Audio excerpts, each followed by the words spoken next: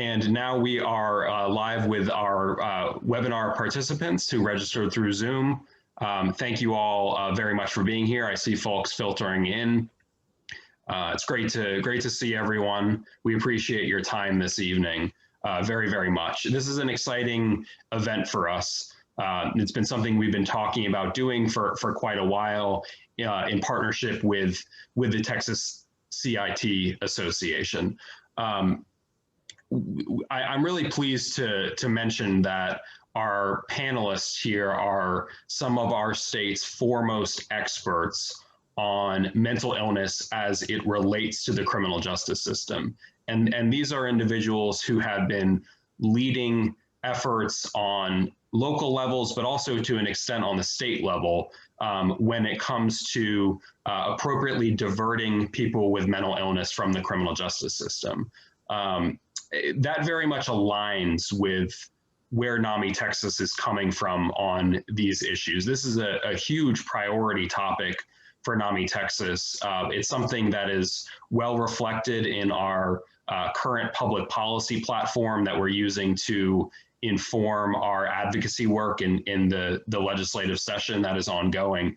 And also, you know, in a lot of ways, as we'll talk about in this webinar, NAMI and the CIT community have historically partnered and worked hand in hand to ensure, you know, safe and effective interventions when a person is experiencing a mental health crisis in the community, as well as ensure that after the acute crisis is de-escalated, then that person is linked up with access to mental health care. So this partnership between NAMI Texas and Texas CIT is long-standing, and we're pleased to share some more information about how that works, not only on the state level, but also on the local level. So I'm going to go ahead and turn it over to our panelists here in just a moment. I'd like to introduce them first, though. First we have Elise Ferguson, Chief Attorney with the Collin County Mental Health Managed Counsel Program. Elise is responsible for managing specially trained attorneys who represent indigent defendants diagnosed with mental illness. She is a graduate of Angelo State University with a bachelor's in psychology and criminal justice, a master's in counseling psychology, and a Juris Doctorate from Texas Wesleyan School of Law. Ms. Ferguson presents on the topic of mental health and the Managed Counsel Program in Collin County, and she has been a guest presenter at national conferences as well as various conferences around the state.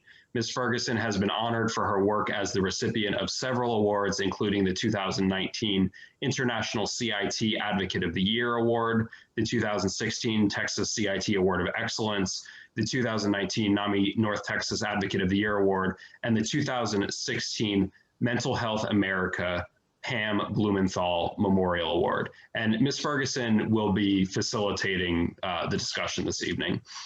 Next, I'd like to introduce Scott Soland, who is a lieutenant with the Fort Bend Sheriff's Office. Scott is also the owner of WB Consulting, which provides law enforcement training and consulting services.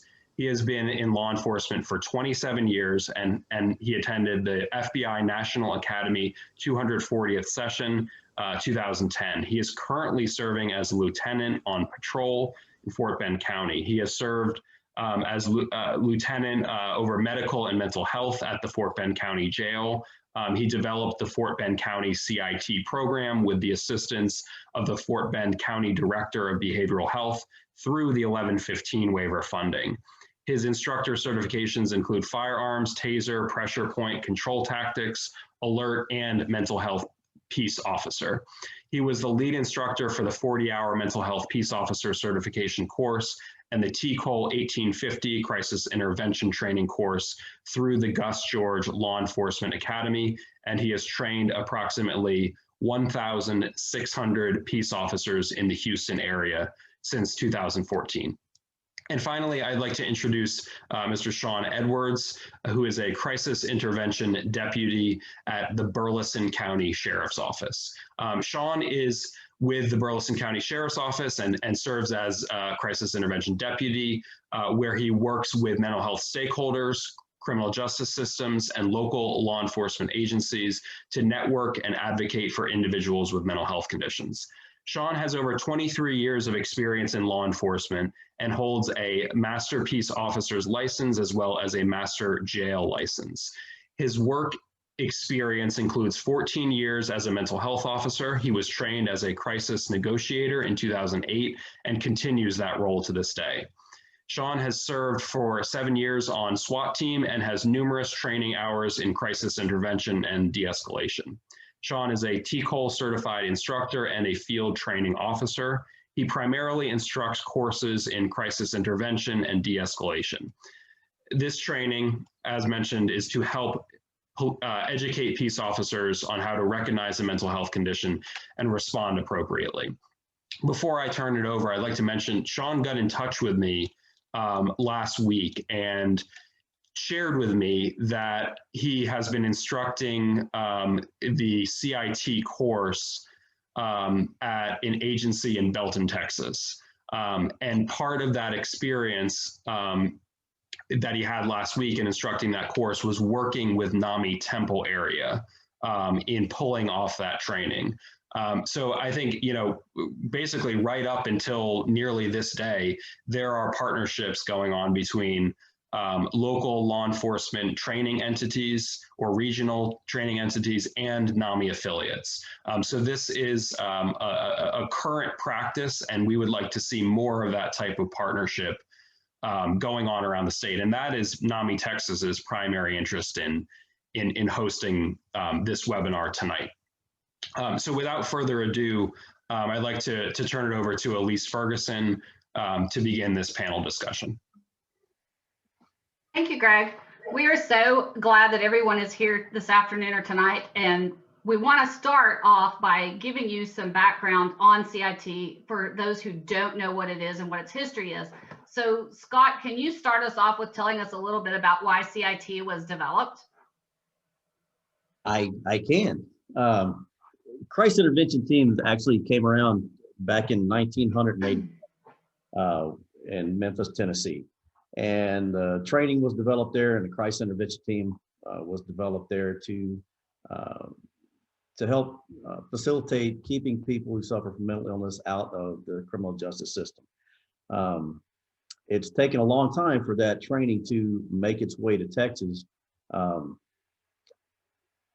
We started here in Fort Bend County. We started our program back in 2012 when we got funding through the 1115 waiver to develop the program, and that's where I first started getting involved in it. Recognizing we were already behind the power curve because it started much sooner than that. We dug in pretty deep and got our team stood up with the help of Frank Webb from Houston Police Department and Rebecca Skillern, getting all the necessary information together to develop a team and work from there. So the crisis intervention team or the crisis intervention training, CIT, acronym for two different things: one, crisis intervention training, and the other, crisis intervention team. So the crisis intervention training was designed to train law enforcement officers how to appropriately interact with someone who happens to be in a mental health crisis.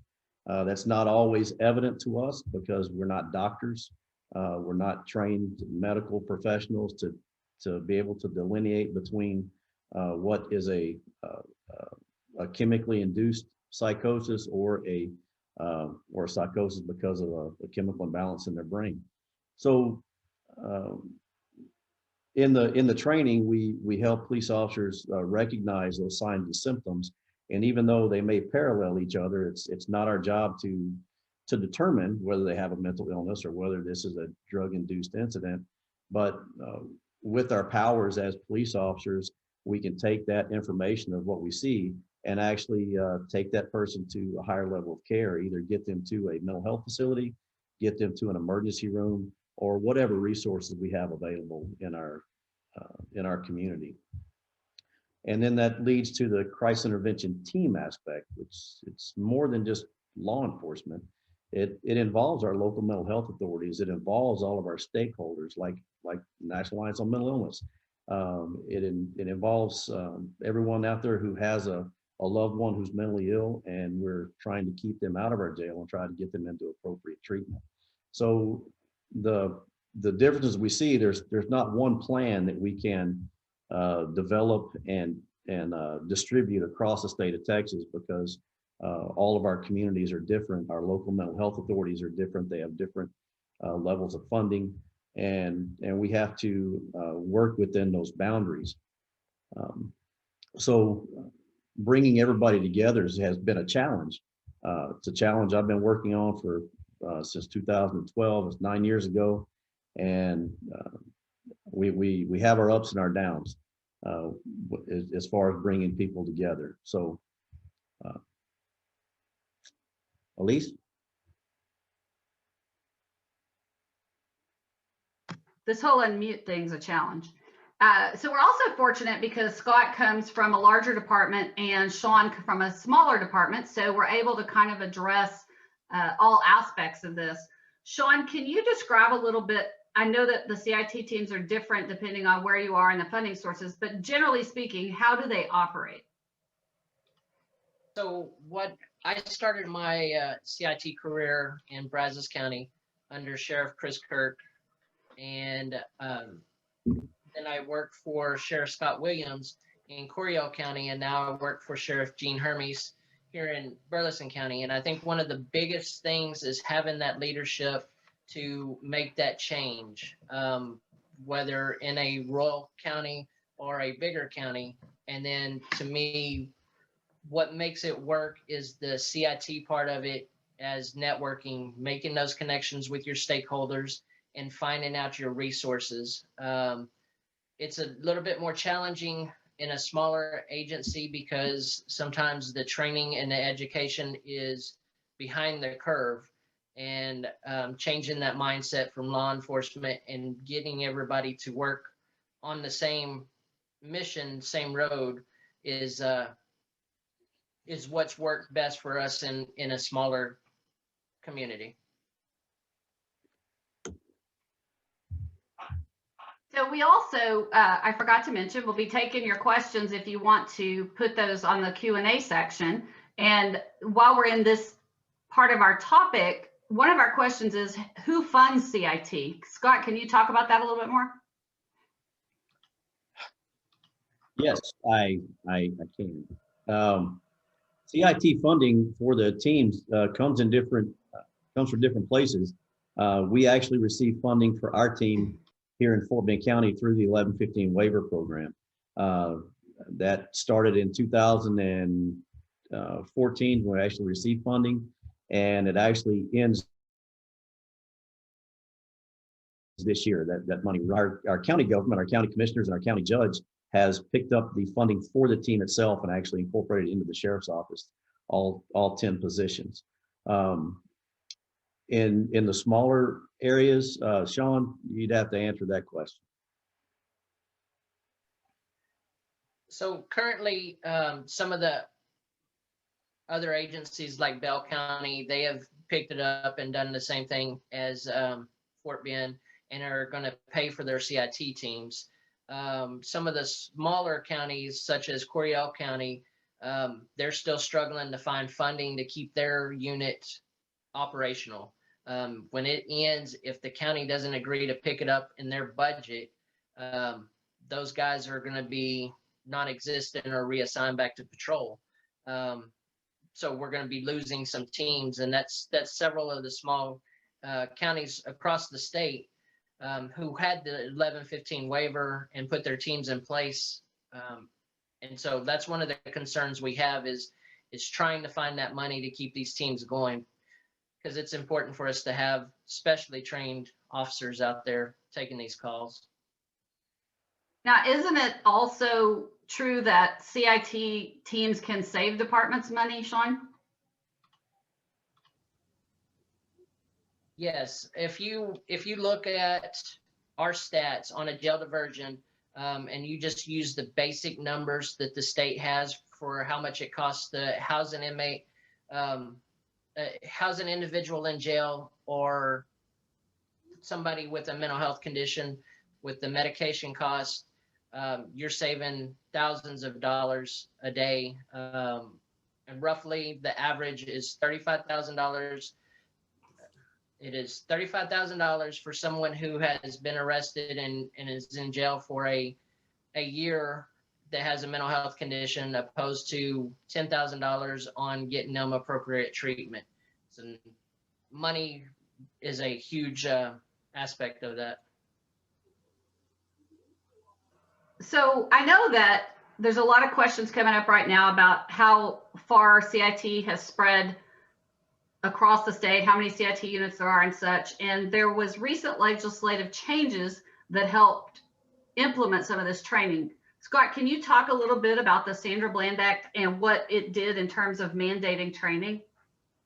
Okay, so the Sandra Bland Act, and I think a lot of you listeners out there are well aware of what that is. It did two things for us. One, it did several things for us. First, it required under the Code of Criminal Procedure 1622 that we do screenings on folks that are coming into our jail. Screenings to determine if they're suicidal, but also to determine if there's any other illness that they have that's going to help us determine the track of while they're in jail. It also gave us the ability to give people who have a serious mental illness a PR bond, a personal recognizance bond, and get them out of our jail and get them into treatment as quickly as possible. Another thing that it did was in the Code of Criminal Procedure 1623 is it required all law enforcement agencies to make a good faith effort to divert persons suffering with mental illness away from the criminal justice system and get them into treatment. With that came the mandatory 40-hour peace officers mental health training. That was called the 1850 course. That's a TCOL number. It's just what the Texas Commission on Law Enforcement, that's our licensing agency, determined the course number was, but that's how we refer to it as the 1850 course. And that's the mandatory 40-hour crisis intervention training for peace officers.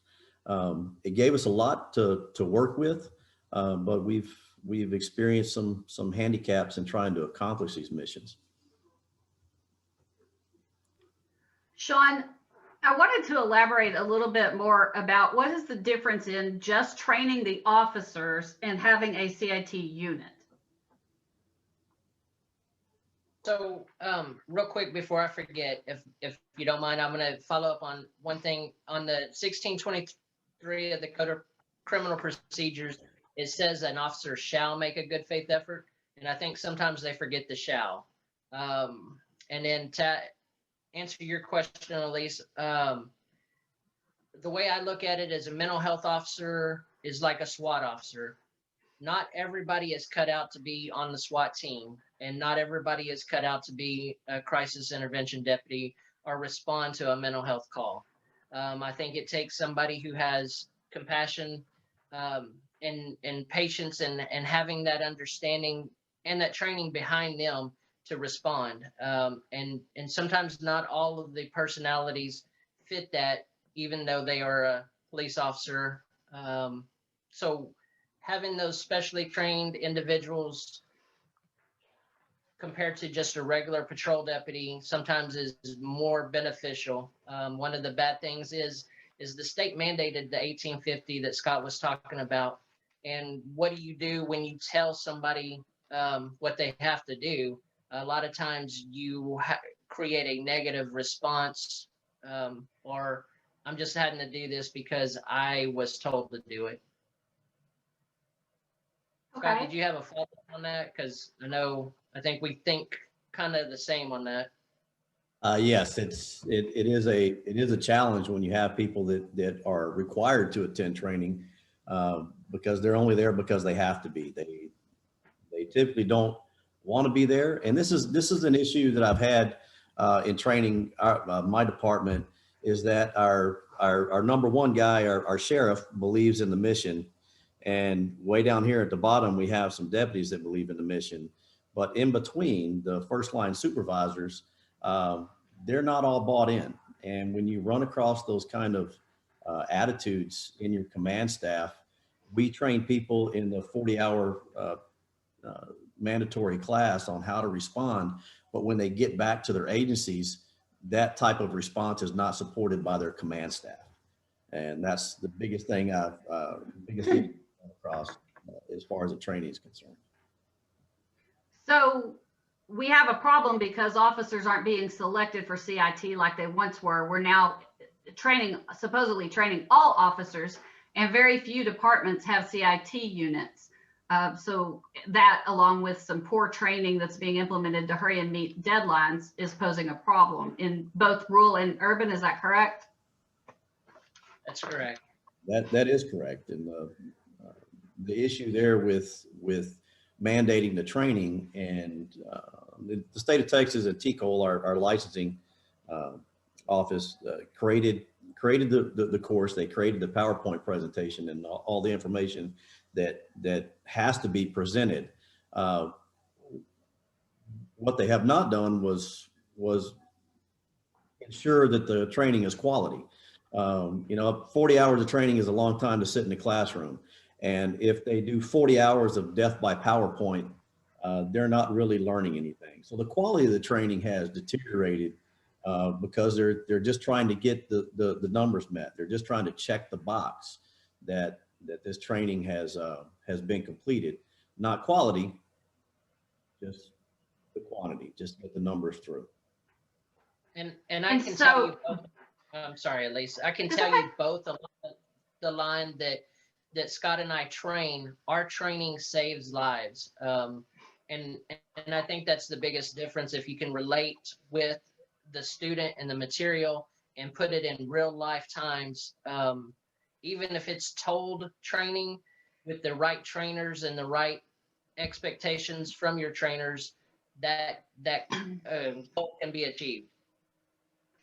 So we know from legislation now that every officer is supposed to have this training in every department, but is there a list somewhere of which counties actually have a dedicated CIT unit? I do not have a list of which agencies. I can tell you the agencies that have been involved with the Texas CIT Association.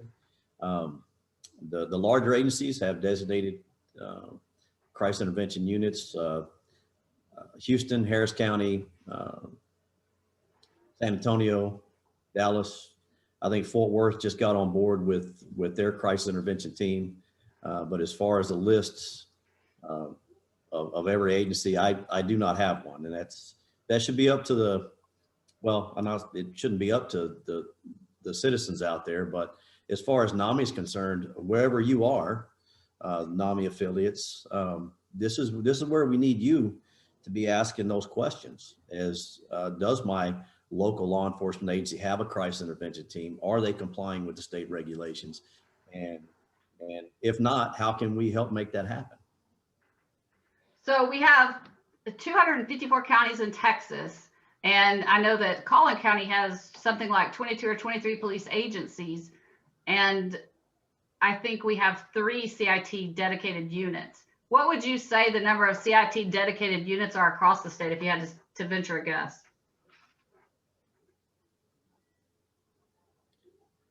I would venture that there's only a handful. If you have 3 up there in Collin County, we have 1 here in Fort Bend. So I would say somewhere around 15 that I could just put my finger on. And they're not typically in the rural areas. If you go south from Houston or southwest from Houston, down along the Gulf Coast, I know that Tropical Texas Behavioral Health developed a crisis intervention unit, it consisted of multiple counties.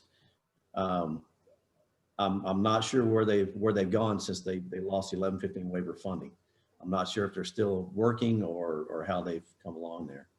But I know south of here there's not any. So I'm going to backtrack just a little bit because I think we assumed people knew what the Sandra Bland Act was. Can you talk about very briefly what Sandra Bland, who Sandra Bland was, and why we ended up with this legislation requiring training and a few other things? Sure. So Sandra Bland was a young lady that was stopped by a Texas Department of Public Safety trooper out here close to the Houston area. And the traffic contact went south, largely because of the way that the trooper decided he was going to communicate with Ms. Bland. Ultimately, there were some issues with her unlawful detention and then her subsequent arrest. She wound up in the county jail, and 3 days later committed suicide. So we used the Sandra Bland video a lot in our training to give examples of how not to talk to people.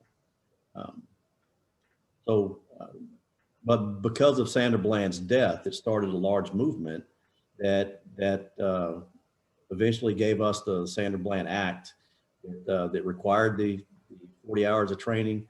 It required the mandatory screening when somebody wound up in jail, and it required us to make a good faith effort to divert people. So we've mentioned that all officers have to be trained, but we're specifically talking mostly about these CIT teams and the benefit to the community and the community coordination that's involved.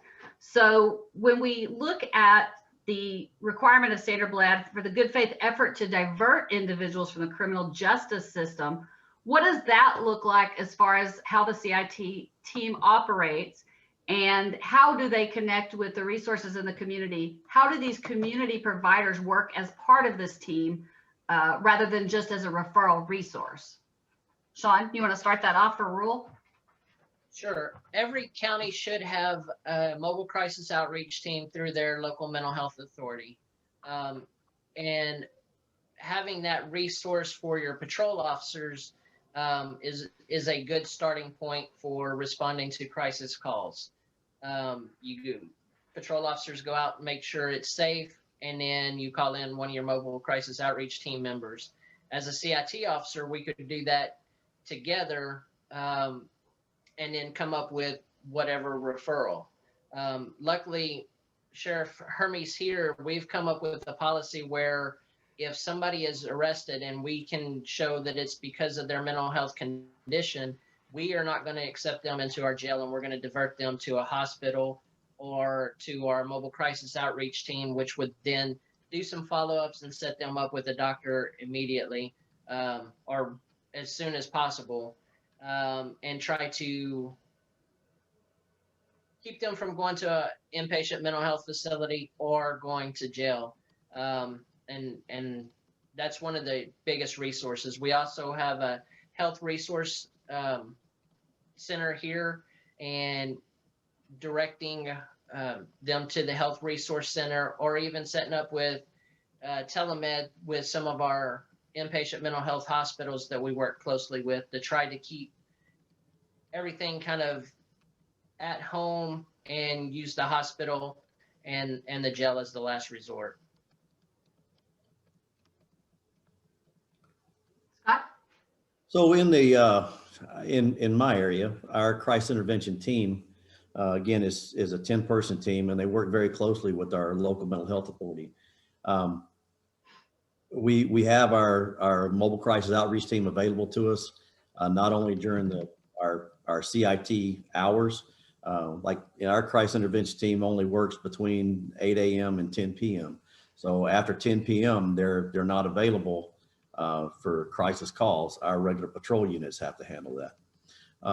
But we still work closely with our local mental health authority. We work closely with Fort Bend County has a Department of Behavioral Health that we work very closely with. Our crisis intervention team actually collects data for our Department of Behavioral Health. And one of the things I'm working on now is to be able to collect that data, not just with the crisis intervention team, but across our entire patrol division to develop that data for our behavioral health authority. So we do not have Like Sean was talking about the tablet, so we can do the telehealth from out there on the streets. That's something that's on the horizon for us, with being able to make that happen. But that's not something across the state of Texas that's available to every police agency and every local mental health authority. That takes the community to the NAMI members and the other community stakeholders to leverage the local law enforcement agencies to make that happen. So let me throw this question out to you because it's come up in our queue, and that is, does CIT work with a person who is willing to speak to an officer? Or is it only in a crisis situation that's escalated and they're unwilling to participate? As far as our unit here is concerned, and even our patrol units, anyone who's seeking help with whatever mental health issue that they're dealing with can call, and our deputies should be able to get them connected with the right folks, either through our local mental health authority, or if they have private insurance, help get them guided to the right place there. It's people who seek help themselves. We try to guide them to our local mental health authority that can help weed out if they have insurance or not, whether they need help from our local mental health authority, or if they can get in with a private provider. And one other question, as we've already talked a little bit about officer training, but this question popped up and I thought it was kind of funny based on our past questions. But are DPS troopers CIT trained? Some of them are. Some of Go ahead, Sean. Sorry. Yes, we have a lot of CIT troopers who are trained. I think I've got 8 in my next class. Again, I think that having that right trainer on providing that training helps open the eyes. I believe, and Scott, you correct me if I'm wrong, but that the current CIT course that we're teaching was designed and created, DPS had a part of that when they built that training material for us. Yes, the DPS psychologist is actually the one, and one sergeant from Texas Department of Public Safety were actually the ones that developed the training. And I'm not sure why Texas DPS is not receiving that training in Austin. Maybe it has something to do with COVID. But I have, in my years of teaching the class, I have not seen any of our troopers in the class from my area. I want to ask too, could you kind of describe the main components of the CIT class? So when an officer goes to the class for the 40-hour training, what are the topics that are covered? What kind of information is he provided, and skills are they taught?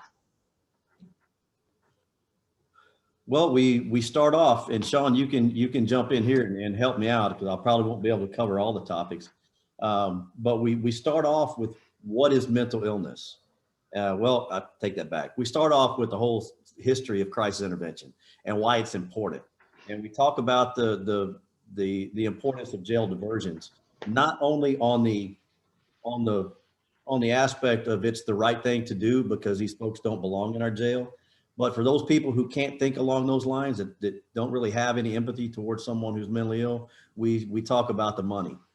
And as Sean hit this, it costs so much more to have somebody in our jail that has a mental illness, and not only are they isolated, but they're not receiving any kind of services there. They're just kind of in a box on hold.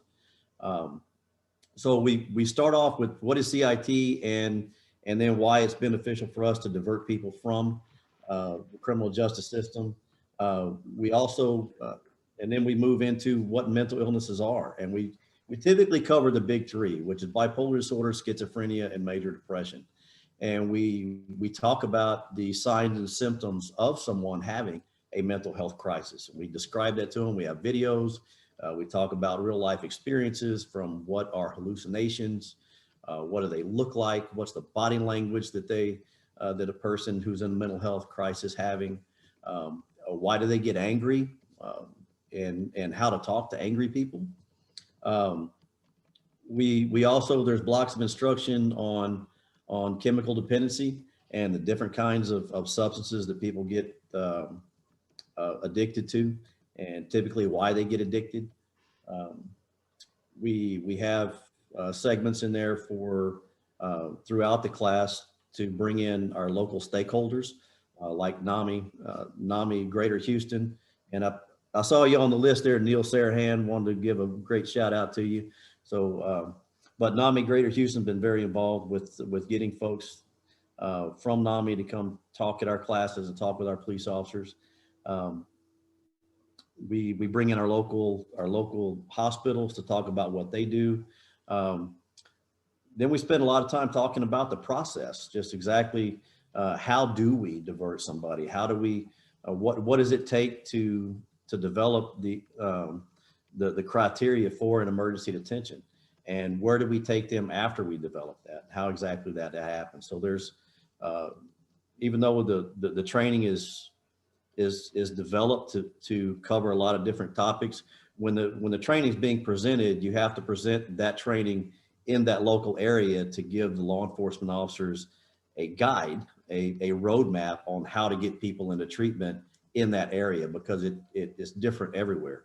If you look at like Houston Police Department, they have the neuropsych center downtown, Houston Police Department, Harris County Sheriff's Office. They have it's a one-stop shop for cops. We determine somebody has a mental illness and there's a risk of harm, and they get delivered straight to the neuropsych center. That doesn't happen anywhere else in the state. We don't have those centers developed. So we have to find different ways to do it in every community and every local mental health authority.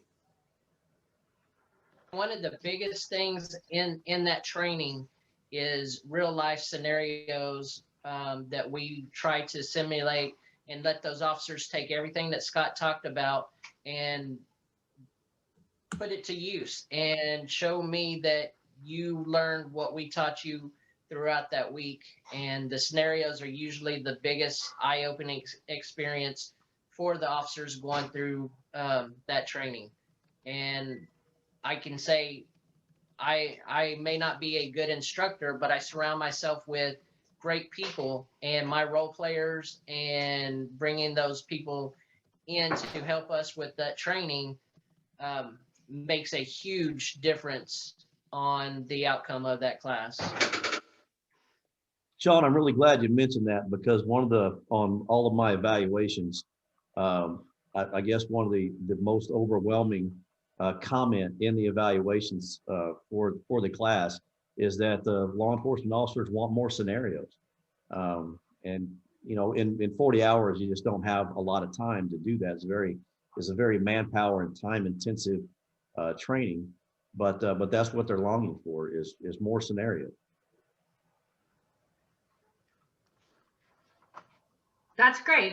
You've actually answered tons of questions that have been popping up for us. So that is moving us along. What is one of the problems, and the three of us have talked about this, but one of the problems with officer evaluations is they're evaluated on how many reports they write, numbers of arrests, traffic stops, that kind of thing. How could a department incorporate some of these important diversions and things like this into what they do and how officers are evaluated? Elise, this is one of the big issues I've been working on, especially at my department, is when I look at how officers how they receive their evaluations yearly. Just like you said, they get evaluated on the number of reports they take, the number of traffic stops they make, their self-initiated investigations, and the number of arrests. And that's a really big thing, because one of their evaluation points is the number of arrests that they make. Well, if we're trying to do a jail diversion and they get no credit for doing a jail diversion, but they do get credit for making an arrest, it makes the officers out there not want to do a jail diversion because they don't get credit for it. So one of the issues I've been working with here is changing our statistics, the way we keep our stats on our officers, and actually creating a column where if they do a jail diversion, it's equal to or actually greater than an arrest. They've actually saved the taxpayers money and done a great service for someone who's in a mental health crisis. So educating the staff, the patrol officers, and the supervisors on the importance of this is a really big thing, and something that one of the things that we just haven't done yet. But yes, officers get evaluated on those things, and we have not made doing jail diversions a priority in their work life. Sean, do you have anything to add? So my thought on that too is the administration. I'll go back to Scott's example of the checkbox. Some agencies are like, I am friends with NAMI, and we have a CIT team, and we check that box, but don't follow through with the jail diversions and keeping up with some of those stats, just because, I mean, they don't get credit for it. And I'm with Scott. I think if you get jail diversions, they should be double points, because it's really takes more to do a jail diversion than it does to arrest somebody. I mean, it's a little bit more complicated, rather than just putting handcuffs on somebody and driving them down and dropping them off to the jail. So how would you describe a quality CIT course? What would that be comprised of? Go ahead, Sean. So a quality CIT course is you go through the material, you bring in individuals with lived experience with either a family member who has a mental health condition, or someone who's been in a mental health crisis and has gotten stabilized or help, or had a negative response with law enforcement. And you build that empathy and that understanding between officers and individuals out on the street, individuals in our community. And then you provide them the tools to successfully de-escalate a situation to where our previous training we would use some kind of force, whether it's pepper spraying somebody or using a taser, or taking someone's life. You give them an extra tool in their tool belt to be able to try to de-escalate a situation, using their words. Never jeopardize officer safety or the safety of our community. However, you give them that extra tool.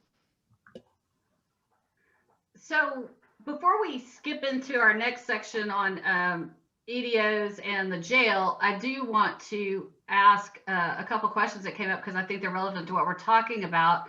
And one is, when a CIT call comes in, is race considered when knowing which officer to send out for the call? For example, is there more cooperation from an individual in crisis when they see someone that looks like them? Elise, if I can step right into that, I've responded to thousands of crisis intervention calls, and race doesn't come into the mix, because I know I've trained my people to treat everyone with dignity and respect. And when we put that foot forward to treat everyone with dignity and respect, race typically hasn't become an issue. I've been able to successfully de-escalate, talk to people just by using the skills that are taught in the class, and again, going back to treating them with dignity and respect, and recognizing their anger, recognizing what's going on, and just talking to them like a person. I don't have any data that shows that having someone that looks like them makes anything any better. What I have lived experience on is the fact that when you step off treating someone with dignity and respect, and using those skills that we teach, that we're able to de-escalate. We're able to talk to them like they're a person, like they're a human being, and talk them into compliance. When we talk about our uses of force that Sean had brought up with the training, the crisis intervention team that I put into place was very successful in this, especially this one aspect. In the first year, we dealt with about 2,500 people that we knew on the lead in were seriously mentally ill. And in those 2,500 people, we used a taser or any use of force up to a taser only 3 times, because they take time, they talk to people, they treat them with dignity and respect, and they typically were able to talk them into compliance, talk them into treatment without ever having to put handcuffs on them. So I think that is one of the biggest things. We don't have any data that shows that having someone that looks like them makes the situation easier. My lived experience is at treating people with dignity and respect and talking to them like they're a person, and not having that judgmental look on your face is what the key is.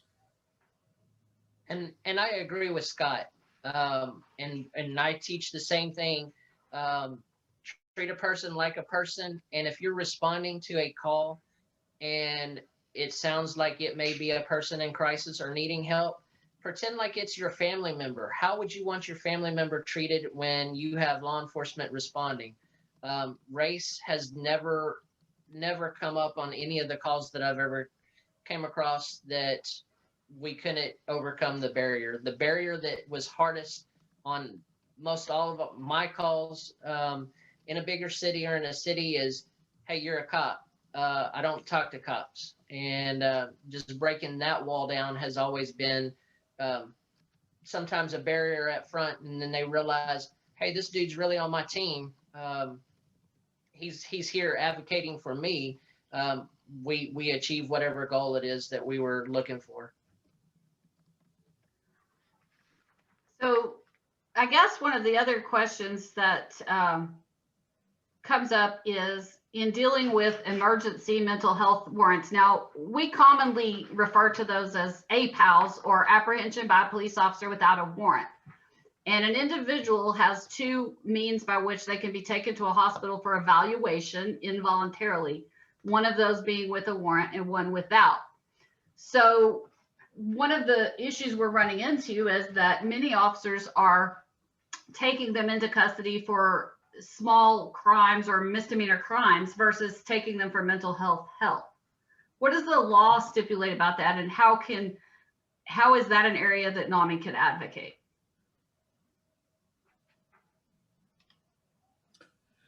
Well, in 1623, the Code of Criminal Procedure, it requires that law enforcement officers make a good faith effort to divert folks suffering with a mental illness or substance abuse issue and get them into treatment. And there's only a few exclusions to that, and it's unless they're being charged with DWI, driving while intoxicated, flying while intoxicated, boating while intoxicated, intoxicated manslaughter, or intoxicated assault.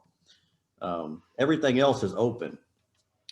Even some of the family violence issues.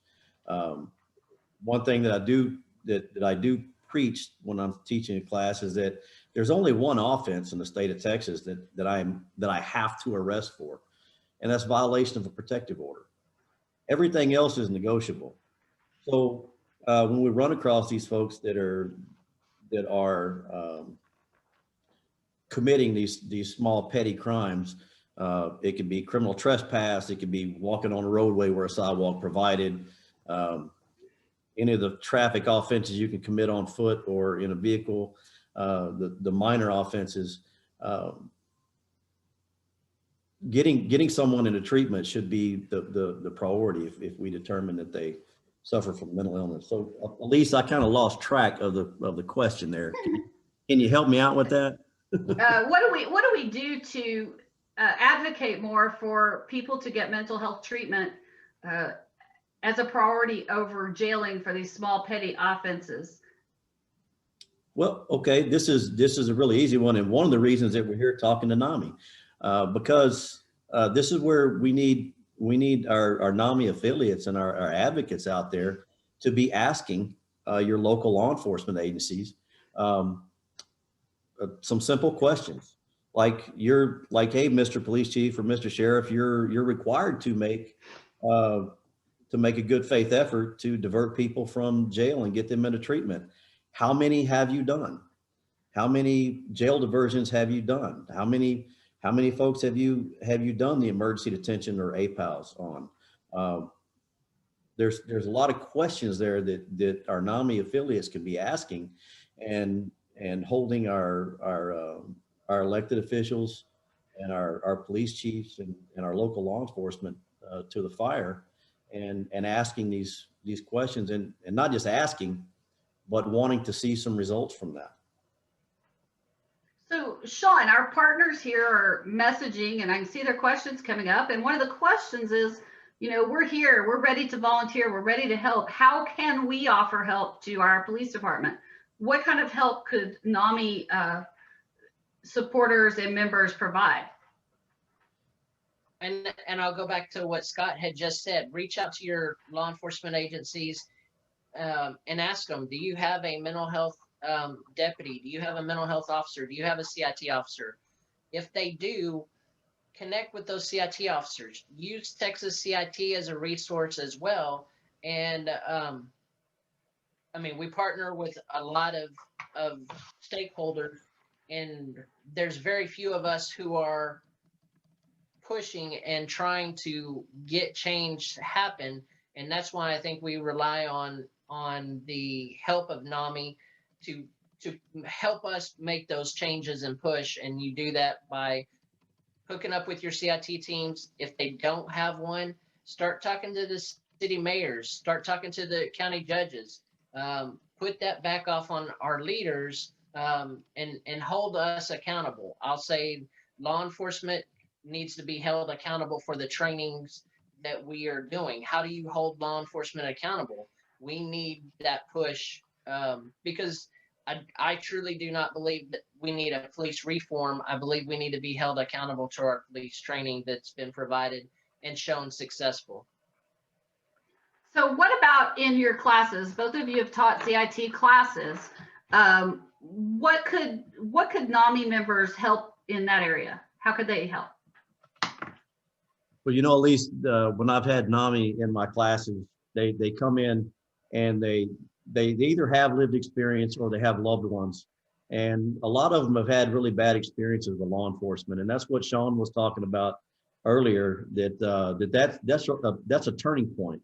When we start putting that human connection on these people that we're dealing with on the streets, that makes a big difference. That's when I was teaching the class, it was on Thursdays when our NAMI group would come in, and watching the students in the class, it was like watching a light bulb turn on. Oh, this is what they're talking about. Okay, I've had some of these. I didn't realize that these folks, that the guy I put in jail last week had a family that really loved and cared about it. So that's made a really big difference as far as teaching the class is concerned, and being there to help with our scenarios. You know, one of the days of the week, I had NAMI bring lunch for all the officers that were in the training class. You know, as we all know, breaking bread with people is a great way to break that ice and get that human connection. That was a really good point there, because the guys really enjoyed being fed, and that's just, you know, part of the human interaction thing of getting that buy-in. And Scott, I've got to go back to something that kind of triggered me earlier. You talked about handcuffing people and talking them into the car. I hear officers tell me all the time that is their department policy that they have to handcuff anybody they put in the back of the car. But what I'm hearing you say is that's just not always necessary. It's not always necessary. In fact, if you take a look at the policy and procedure that the local law enforcement agencies have, you'll probably read that all suspects have to be handcuffed. These folks that we're doing, if we're taking them for an emergency detention order or an APAL, they're not suspects. This is a civil seizure, and And then you have to look at the reality. You know, would you handcuff an 85-year-old grandma and that you're giving a courtesy transport to, or that you're taking home? Well, no, you probably wouldn't do that. In fact, I'd probably let her ride in the front seat with you. But there has to be something reasonable there. And I think a lot of folks, well, one of the big issues I've run into is that a lot of the police officers out there know that there's a policy manual for their agency, and they kind of know what it says, but they don't know exactly what it says. And being able to explain that to them and explain for the ways to look through it and recognize the fact that this person isn't a suspect. They're not being charged with a crime. It's a civil seizure. And that when somebody is in a mental health crisis, when you try to put handcuffs on them, you could cause that fight or flight response, causing them to spin out of control. And then we have an arrestable offense. We have the assault on a peace officer, or the destruction of our cars, what we call criminal mischief, or we have what they would call resisting arrest. And it's just not necessary. When you talk someone into compliance, once you develop that rapport, you can do everything necessary. You can ask for permission to search them. I've never had anybody say no. I've had people empty their pockets out for me.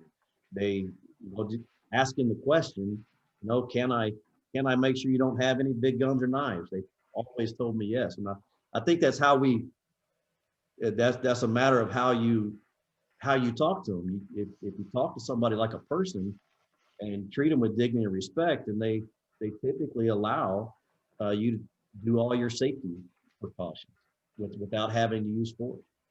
And normally what I see on my end of things is that anytime the officers attempt to use force like that, we end up with an assault of a peace officer, criminal charge, only compounding the issues. Sean, I want to go back to the emergency detention orders, APALs. The person unfortunately ends up in jail, not where we want them to be, but that's where they end up. So what kind of services can the individuals expect to receive in a jail? And I know your jail's more rural. Yeah, so currently we have a primary care doctor that we contract with. So he handles any medical concerns that comes through our jail. If he feels that somebody is that's beyond his ability to treat them, then we will refer out to our local mental health authority. One of the issues that everyone has with someone with a mental health condition in the jail is taking medication, because the jails only operate on a formula a lot of times, and that's due to the cost of the medication. So it's kind of not always the best treatment or the right treatment, but they're doing the best that they can.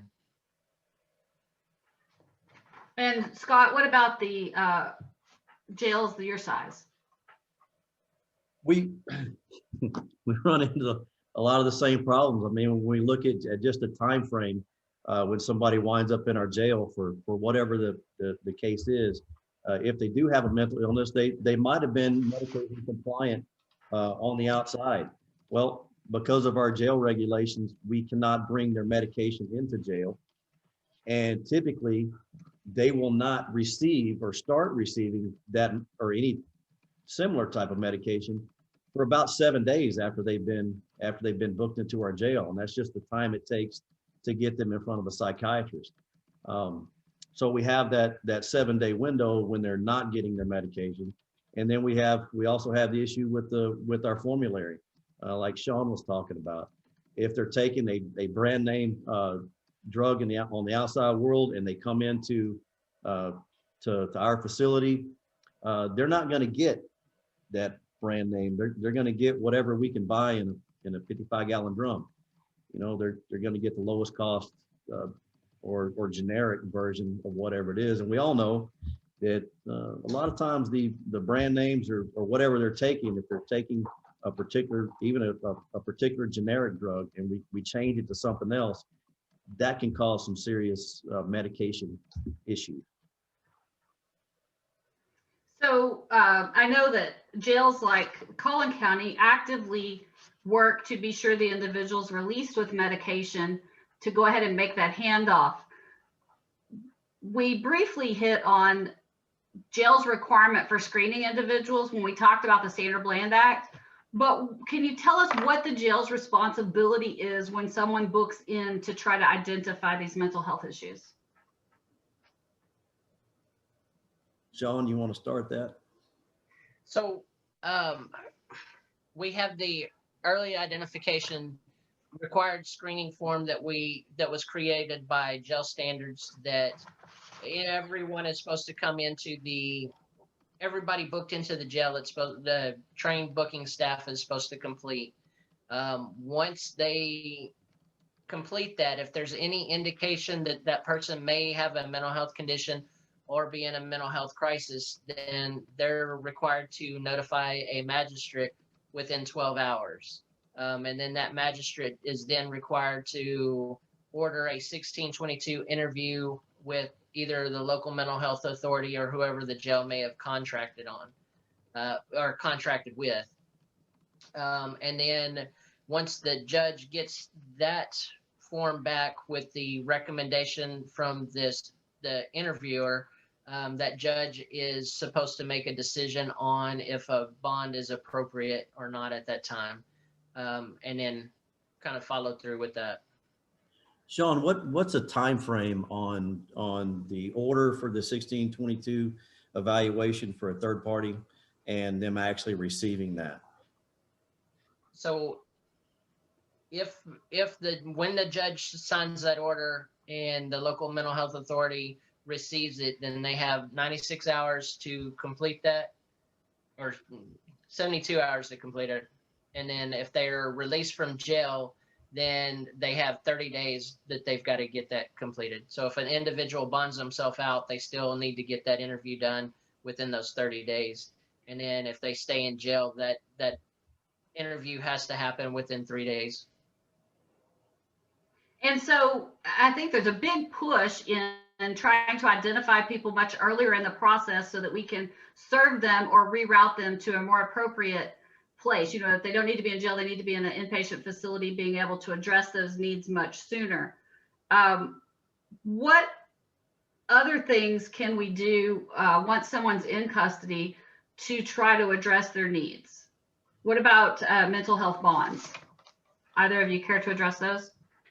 So I can tell you on my end, where we fall short on mental health bonds is having educated JPs. There's no requirement. You can tell them and tell them and tell them, but they're not being held accountable or even understand what their obligation is. And education for them, and then up to the courts.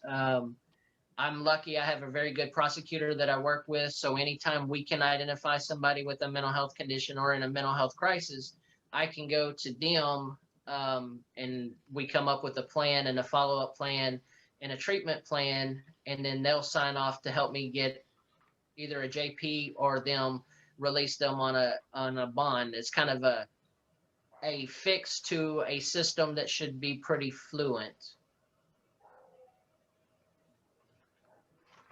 So let me get down to what NAMI can do. So what can NAMI do to advocate, first off, for some of the things we've talked about in terms of data collection and accountability with the numbers? What could be done in that aspect? For accountability with the numbers, we can, NAMI can certainly contact their local elected officials, not just the sheriff or the mayors, but the police chiefs, their local judges, the judges that are responsible for writing these PR bonds or issuing out these PR bonds, and making sure that they have the necessary training to ensure that when this person, if they do receive a PR bond, that they come out of the system into a treatment plan. And that's certainly something that can be written into the PR bond. But the judge the magistrate who's writing that PR bond has to be knowledgeable about those processes. and how we can get that person connected with either local mental health authority or with a private facility, you know, if they have insurance or, but it takes our affiliates out there, our NAMI affiliates, to be asking those questions and being armed with a little bit of information about what the requirements are. You know, we are required to give a person a PR bond if we determine that they have a serious mental illness. Well, we can ask those questions, and our NAMI affiliates can ask those questions to those elected officials, those magistrates that are writing these PR bonds. Is what are we doing with these folks? Where are they going? Is there a plan? Is there a treatment plan included in that PR bond? Or are we just turning them back loose into society without a plan? So having that information and knowing what like the Code of Criminal Procedure says about the screenings and the PR bonds is important to have with you when you're asking these questions, and being able to hold our elected officials accountable. So how could NAMI help their members with advocating? And I think they already do some of the legislative, being sure NAMI members are up to date on bills to support and providing templates. What other information could they disseminate that would be helpful? Well, I can tell you, like at the front right now, we're dealing with State Representative Garnett Coleman's office is working on legislation to require reporting of contacts that law enforcement has with people who are mentally ill. And it's kind of similar to the standard of reporting our racial profiling statistics. Kind of runs parallel to that, but we're still working on the language. But if our NAMI affiliates could help support State Representative Garnett Coleman's push there to make that happen, send them emails saying that they support the mandatory tracking of this data, that would be a great thing. And that's something happening right now that we could use some support on. And I know that they're very, NAMI's been very involved in legislation. Some of the big things that we have to kind of line out when we're doing those, when we're talking about the language, is making sure that people are involved in the conversation that are down in the weeds, like Sean and I. We're down in the everyday workings of getting these folks out of jail and dealing with them in the community and trying to get them into services. And some of the things that I see about writing legislation is that people that are writing the legislation don't understand the inner workings of what's down here in the weeds with us. And so we might get some legislation, but there's no meat to it. It's like our requirement to make a good faith effort to divert people. That's great. I really enjoy having that piece, that requirement for law enforcement to make a good faith effort. We just need to have some teeth behind it. Like how do we know that they're actually doing that? Can we do the mandatory reporting? Can we start tracking data? Those are the questions that need to be asked, and not just ask the question and go away, but actually follow up with it. Elise, I know you, Sean and I have talked about this, but we kind of compared this to like our NAMI affiliates and their involvement, comparing them to Mothers Against Drunk Drivers.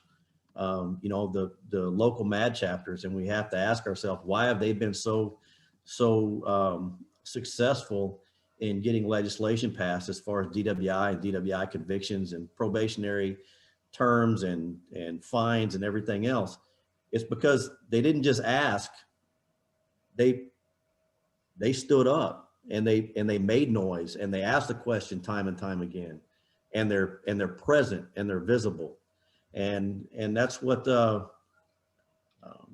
can hope that our NAMI affiliates would be willing to do also, is not just to ask the questions, but to stand up and be visible and be there and require a response from your local elected officials on what's happening. What are we doing with this? How is this affecting our loved ones. So if, if I'm with the local NAMI and I want to support it and I want to see CIT expansion in my county, and I want to see these mental health cases be addressed appropriately, who should I be reaching out to at my county level? Sean, you want to start with that? I would reach out to probably the county judge would be probably my first person I would reach out to. Go to commissioner's court, get yourself on the agenda, and make it public record, and ask them. Again, going back and talking with your local law enforcement, your sheriff's office, your PDs, your local mental health authority. One of the biggest breaks I see in some communities is that your local mental health authority and your law enforcement have a wall between them that needs to be broke down to where they're working together instead of I'm going this way and I'm going this way to achieve the same goal. We should be trying to drive down the same road together. And I think those are a couple of the starting points. And to follow up, Scott said it best. Us guys out here in the weeds, I think the biggest thing NAMI can do is get a group together, partnering with Texas CIT and any other advocates to help drive help for individuals with a mental health condition or in crisis, because a lot of times everybody has their own agenda, and the agenda works against law enforcement or individuals with a mental health condition. I think if we can get a united group together to make the same push, I think we'll have a bigger impact. I couldn't agree more. Go ahead, Elise. Oh, it's okay. I want you to finish that topic. Okay. Going back to what Sean was talking about, making the making or getting in contact with your local elected officials. County judge is a big one.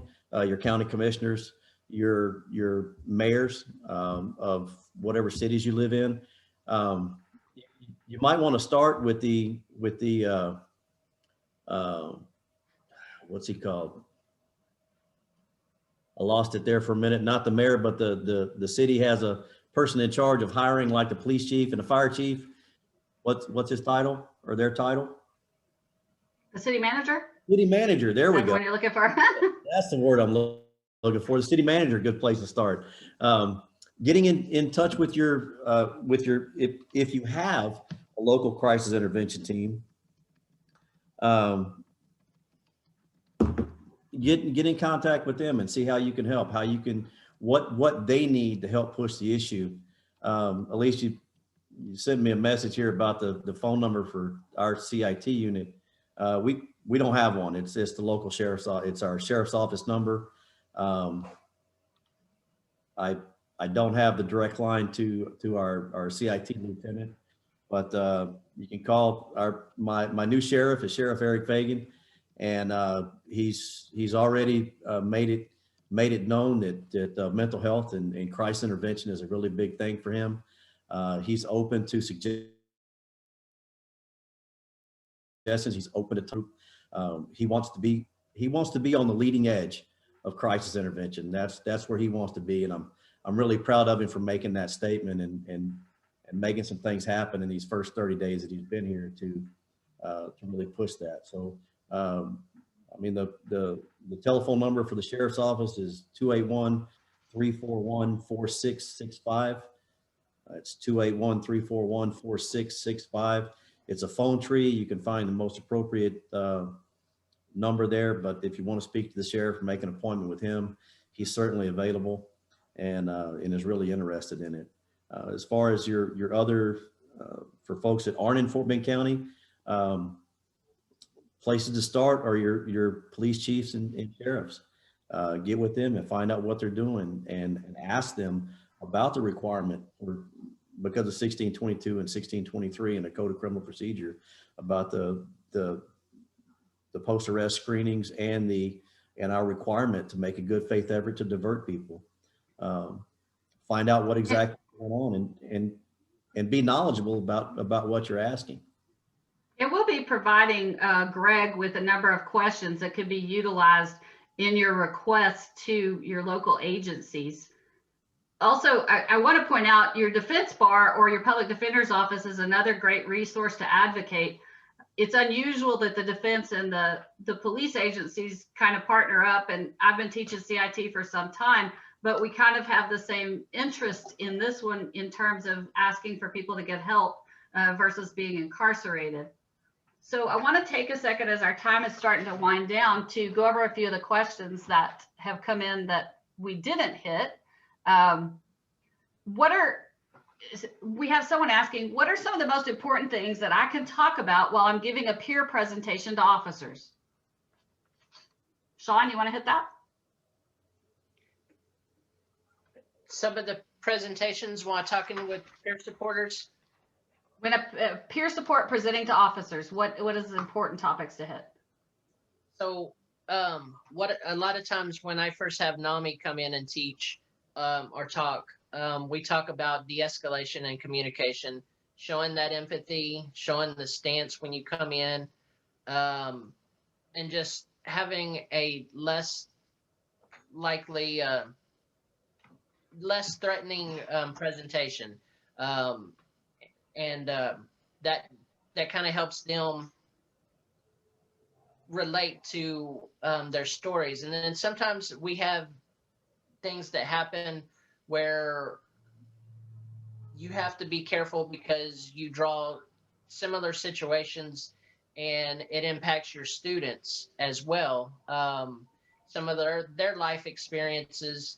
So you want to make sure that you're watching your students and their reactions, and having those trained individuals coming in there or sharing their experiences helps build that empathy, I guess is the best word I can say, is what we're trying to build. So if I could just tag in on that a little bit, of the folks that I've had come in and talk to police officers and the response that I get, it's the people that come in and talk about their life experience or their contacts with law enforcement, and being able to communicate to the police officer how they were feeling at the time when they had contact with a police officer, talking about their some of the conditions or the symptoms of their mental illness, like if they're having auditory or visible hallucinations or visual hallucinations, how hard it is to concentrate on what the officer is trying to say. Just give real life examples of some of the hardships they experience when they get contacted by law enforcement, and some of the communication difficulties that they have. That's been a really big help to hear it straight from the person. Some of the issues that they have with being able to communicate effectively or understand what's being told to them. Sean, I think I lost the next question. Hold on one second. I'm a NAMI with a NAMI affiliate in Tom Green County. I don't believe we have CIT here. So Sean, who should I reach out to? My city council or directly to the sheriff, peace officers? I believe Tom Green County does have one individual who is CIT trained out there. Tom Green. And I would reach out and see. I believe they just have one officer that works for the sheriff's office there. And that's who I would reach out to. All right. What are some of the challenges you face with people needing mental health help or medical services on CIT calls? So if you don't mind, Scott, I'll start that one real quick because I'll try to keep it short. A lot of times medical and mental health calls are looked at two separate. EMS is another person who needs to be held accountable, because a lot of times it is a fight to get somebody who has overdosed or who has even gone up and shot themselves, and EMS will arrive on a scene and say, well, we're not taking them because they're refusing, they're an adult and they have the right to make those decisions. And And I think the lack of education, and then there's a lack of accountability from the state on mandating certain situations where someone who needs help gets that help. And then another barrier you run into is when you take somebody or somebody presents at the ER, the ER doctors say they have no legal authority to hold somebody in the ER, regardless of what they're going through.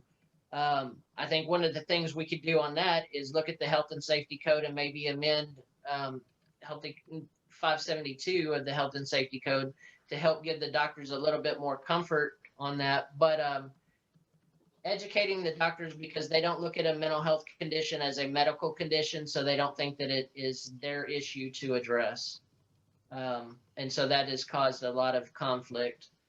So educating the ER doctors, and helping them become a little bit more helpful in providing direct help for someone who needs it, who's in a mental health crisis. The only thing I have to add to that is that, you know, some of the issues that we have here, working with our local mental health authority. I know COVID has caused some big issues with actually being able to screen people. We have gone to having them either talk on the telephone or sometimes we're able to get them on FaceTime with a screener.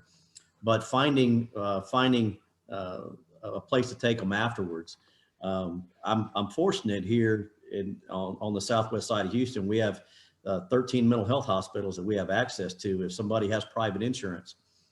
The other side of the coin is that if they don't have private insurance, we only have our local mental health authority, and working with them and making sure that they have funding to actually purchase beds, because they're able to do that. They're able to purchase beds at the local, our local private hospitals for treatment for these folks.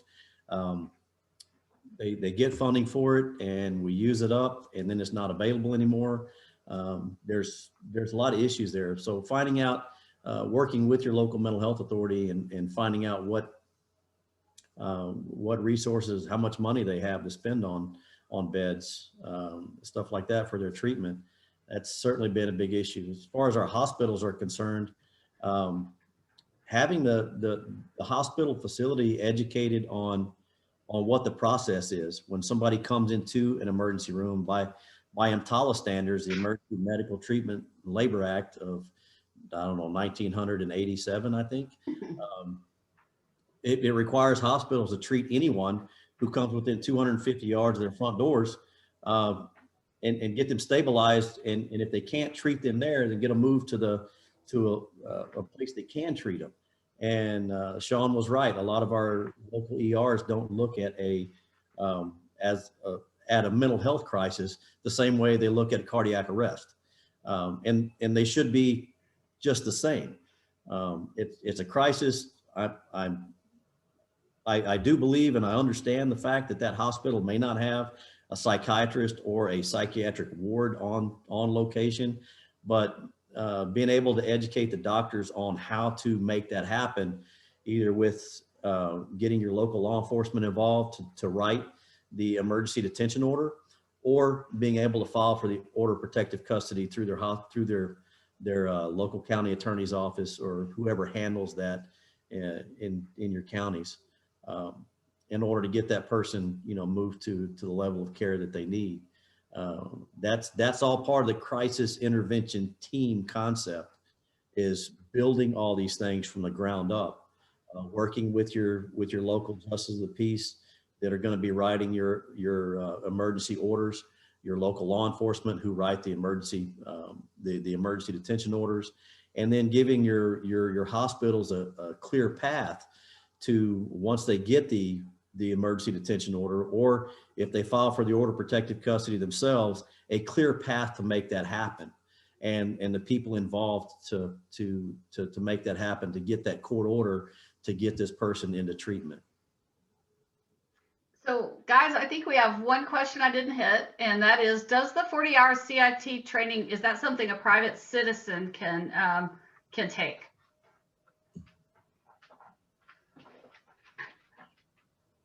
I'll start in there. I have had, when I was teaching the class, I had, I never really denied anyone, as long as they were willing to sit and listen and participate. A lot of that's going to depend on the facility, where you're teaching, whoever's reporting it, like at our Gus George Law Enforcement Academy. I had people register for the class that weren't police officers and didn't have a problem. Now, I'm not gonna keep a police officer from attending the class in order to have a citizen attend the class. So if you understand that, I mean, our classes are typically limited. About the most we can do at one time when we're doing the scenarios is 26 to 28 people. And that's about the maximum size of the class. So what I wouldn't want to do is have regular citizens in the class and then prohibit a police officer who needs the training from taking the class. Does that make sense? So Sean, do you have anything you'd like to add before I turn it back over to Greg? So a couple of things that, following up on Scott, I always encourage anyone who wants to come in and see part of our training to reach out to our training, the trainer, and just come in and look at some of it, see how the training is being conducted, see how the training flows with the officers. We don't ever want to cause conflict within our class, but get to know your instructors who are teaching those classes. And if you can be a role player or someone who could help officers benefit from that class, I would say reach out to them. And if anyone's listening or watching from Bennett County, Fayette County, Bell County, Coryell County, McLennan County, Brazos County, all of those counties, and I'm missing a few in there, I think Waller County, all of those counties have CIT teams. Reach out to the sheriff's office and get a hold of those. Would be good starting ports for a lot of people who would get in there. TMPA, they teach this 40-hour CIT course. Reach out to Brian Flatt, who is an amazing instructor. See if you can be a part of some of the trainings. And it's a working partnership. And that's what everybody's got to remember. For us to achieve our goals, it's working together, and that's the biggest thing I can say is CIT is about partnership. Scott, any last words? I want to thank everybody for being here. We didn't think we'd have this many attendees. It makes me really happy that I'm able to talk to you guys and offer some guidance. We're here, we're available. Greg's going to have our contact information. If you want to reach out to us, you need some clarification. I don't mind talking to anyone about helping them with a crisis intervention team or who they need to talk to. Just understand that I work night shift right now, so I usually sleep during the day, and so I won't be returning any phone calls like between 8 a.m. and 4 p.m. Yeah, All right, Greg. that was terrific. A really great panel, a lot of incredible information. I think that folks are going to be able to put to good use. What I really like about this discussion is that it's very practical. Like, there are specific action steps that mental health advocates can take to build programs like CIT in their communities. And there is a recipe for it. We know what works. And that's not to say that, CIT is a one size fits all, crisis intervention, de-escalation program for all mental health crises. There are some, communities that have utilized other models for responding to mental health crises. And so, it's important to remember, like, CIT is one tool in the toolbox, and it happens to be shown through evidence and anecdote to be very effective. So we know that we know that it's effective. We know it achieves good results, and we know what other communities have done to get CIT established locally. So one of the things that we need to do, I think, at this point is provide some follow-up around what can mental health advocates do, and what can mental health advocates do? What can NAMI affiliates do to support the establishment and growth of CIT programs? So, I think folks on this webinar can expect to receive follow-up information with, recommendations on action steps that you as an advocate or that you as a NAMI affiliate leader can take to get a program like CIT up and running locally. And with that, I want to, just thank our panelists for their time, for providing this valuable information from us. It's a great learning experience for the NAMI community and for our partners across the state. I think this is just the beginning of a conversation. And someone said, with this being such a hot topic, let's keep this conversation going. Let's keep this collaboration going. I think, mental health advocates in the law enforcement community stand to gain a lot by working together. We have mutual goals, we have mutual interests. And so we might as well partner to achieve better outcomes for people affected by mental health conditions. And that's really what this webinar is all about. So thank you, Elise. Thank you, Scott. Thank you, Sean. It's been a really great discussion. Thank you. Thank you, Greg. Absolutely. And there will be a recording of this available within the next 24 to 48 hours. That'll be sent out to all the attendees. Folks will find it on the NAMI Texas YouTube channel in the next couple days. And then, as I mentioned, you can also expect to receive, probably not within the next day or two, but you will receive written information about action steps that you as a mental health advocate can take to support the establishment and growth of CIT programs in your communities. So thanks again. Thanks to our participants as well for your time this evening. If you need anything, you can always get in touch with NAMI Texas. And also, we'd be happy to put you in touch with the panelists as well. We'll see you again soon. Have a great evening, everyone. Thanks for your time.